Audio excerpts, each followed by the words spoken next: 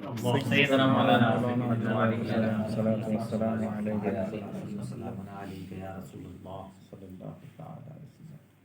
الحمدللہ 1500 سالہ جشن عید میلاد النبی کے موقع پر یہ گھر گھر میلاد کی مہم ہے کہ گھر گھر میں اللہ رسول کا اس کے احکام کا ذکر ہو۔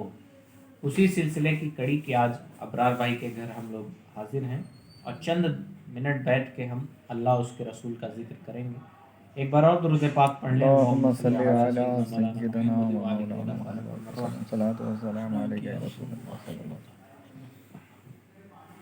اللہ کا ہزار احسان کی ہمیں ایمان والا مسلمان بنایا دنیا میں، لیکن جہاں اللہ تعالیٰ نعمتیں عطا کرتا ہے وہاں ذمہ داریاں بھی ہوتی ہیں۔ اگر کسی کو کسی ملک کا حاکم بنا دیا جائے تو ایسا نہیں ہے کہ صرف وہ عیش و عشرت کی زندگی گزارے۔ کسی کو کسی ادارے کا، کسی اسکول کا پرنسپل بنا دیا جائے تو اس کا یہ نہیں مطلب ہے کہ صرف اسے سیلری لینی ہے، بلکہ بچوں کے فیوچر کی ذمہ داری بھی اس کے سر پہ ہوتی ہے۔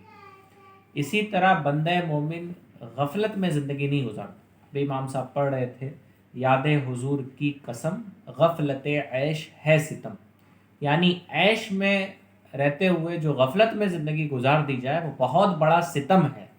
پھر ہے ستم کس پہ؟ تو فرمایا جاتا ہے یہ اپنے جان پہ ہی ظلم ہے۔ یعنی بندہ جب اپنے رب سے دور ہوتا ہے تو گویا اپنی جان پہ ہی ظلم کرتا ہے۔ وہ دوسروں کا کیا بگاڑتا ہے؟ کوئی نماز چھوڑ کے امام صاحب کا کیا بگاڑتا ہے؟ بچے نہ پڑھ کے استاد صاحب کا کیا بگاڑتے ہیں؟ بلکہ وہ اپنی جان پہ ظلم کر رہے ہوتے ہیں۔ تو یاد حضور کی قسم غفلت عیش ہے ستم، یعنی ہمیں غفلت والی زندگی نہیں گزارنی چاہیے، بلکہ بحیثیت مسلمان جو ہماری ذمہ داریاں ہیں ان ذمہ داریوں کو سمجھتے ہوئے اور شریعت کی باؤنڈریز میں رہتے ہوئے ہمیں زندگی گزارنی چاہیے، اور یہی زندگی کامیاب ہے۔ دنیا میں بھی برکتیں ہیں اور آخرت میں بھی برکتیں ہیں۔ اگرچہ انسانی عقل تھوڑی سی اس کے منافی ہے، اور ہماری عقل یہ کہتی ہے کہ مذہب اسلام پہ عمل کریں گے تو شاید پیچھے رہ جائیں گے، معاذ اللہ، ایسی ویسی باتیں دنیا بھر کے پروپیگنڈے ہیں۔ لیکن یاد رکھیں، ہمیں سب سے پہلے اپنا ایمان عقیدہ درست کرنا چاہیے اور اپنے مذہب کے بارے میں کوئی کمپرومائز نہیں۔ اپنے ایمان عقیدے کے تعلق سے ہمیں کوئی سمجھوتا نہیں کرنا چاہیے۔ آپ اسے یوں سمجھیں کہ ایمان اتنی بڑی دولت ہے کہ ہمارے سر کو مختلف دروں پہ رسوا ہونے سے بچا لیتا ہے۔ جو ایمان والے نہیں ہیں وہ نہایت طور پہ پڑھے لکھے ہیں، ڈاکٹرز ہیں، انجینئرز ہیں، وکلاء ہیں، لیکن آپ دیکھیں کہ انہیں اتنا شعور نہیں ہے کہ بے جان بتوں کے آگے سجدہ نہیں کیا جاتا ہے نا۔ وہ سورج جو ڈوب جاتا ہے وہ ہمارا معبود کیسے ہو؟ عقل والی بات ہے، شعور کی بات ہے۔ جو سورج اپنے وجود کو نہیں بچا سکتا وہ پھر آپ کا معبود کیسے ہو سکتا؟ جو چاند سورج کی روشنی میں گم ہو جاتا ہے وہ ہمارا معبود کیسے ہو؟ اور دیکھیں ہمارے وہاں اسلام میں پیدا ہوا بچہ جس نے کوئی تعلیم حاصل نہیں کی، وہ بھی اس بات کو سمجھتا ہے کہ ہمیں اللہ کے علاوہ کسی کو سجدہ نہیں کرنا۔ یہ سب اللہ کی پیدا کی ہوئی مخلوق ہیں، اور اللہ نے فرمایا خلقنا لکم، ہم نے یہ ساری چیزیں تمہارے لیے پیدا کی تاکہ انسان ان سے استفادہ کریں، ان سے دب نہ جائیں، مرغوب نہ ہو جائیں اور انہیں اپنا خالق اور مالک نہ جان لیں، بلکہ ان سے استفادہ کریں۔ لیکن انسانی مزاج ایسا بگڑا، لوگ مذہب اسلام سے ایسے دور ہوئے کہ اسلام دشمنی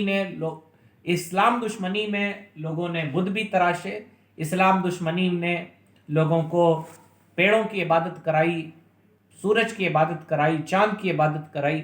باشعور ہونے کے باوجود جن کے پاس اسلام کی دولت نہیں ہے نا، وہ در در پہ بھٹکتے رہتے ہیں۔ اور آپ یہ نہ سمجھیے گا اس کا دنیا میں نقصان نہیں ہوتا۔ آپ سوچیں، ایک بچہ ہوتا ہے جو سب سے ڈرتا ہے، بہت زیادہ ڈرتا ہے۔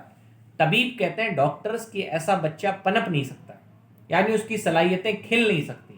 وجہ کیا؟ وہ ڈر ڈر کے رہتا ہے۔ پہلے اس کا ڈر نکالنا چاہیے۔ عین جو اسلام سے پھرے ہوئے لوگ ہیں، جن کا تعلق اسلام سے نہیں ہے، بس وہ اسی بچے کی مثل ہے نا۔ یعنی وہ بھی ہر چیز سے بہبود ہو جائے، ڈر جایا کرتے ہیں۔ پتہ چلا کہ کوئی کسی چیز سے فائدہ حاصل کیا تو اسے معبود مان لیا، کوئی چیز نقصان دینے والی آگ ہے جو جلا دیتی ہے تو اس کی بھی عبادت کر بیٹھے۔ مذہب اسلام نے صاف صاف کہا کہ مؤثر حقیقی اللہ تعالیٰ ہے، اللہ پہ ایمان رکھو۔ تم دیکھو کہ جب حضرت ابراہیم علیہ السلام کو آگ میں ڈالا گیا تو اللہ نے اس آگ کو سلامتی والی کر دی، اور حضرت ابراہیم علیہ السلام کو آگ نے نہیں جلایا۔ تو پتہ چلا کہ آگ اثر تب کرتی ہے جب اس کا خالق و مالک حکم دیتا ہے۔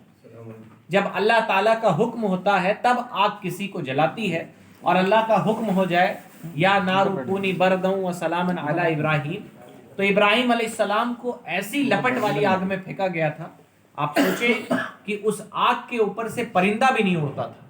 اگر کوئی درود پاک پڑھ لیں گے.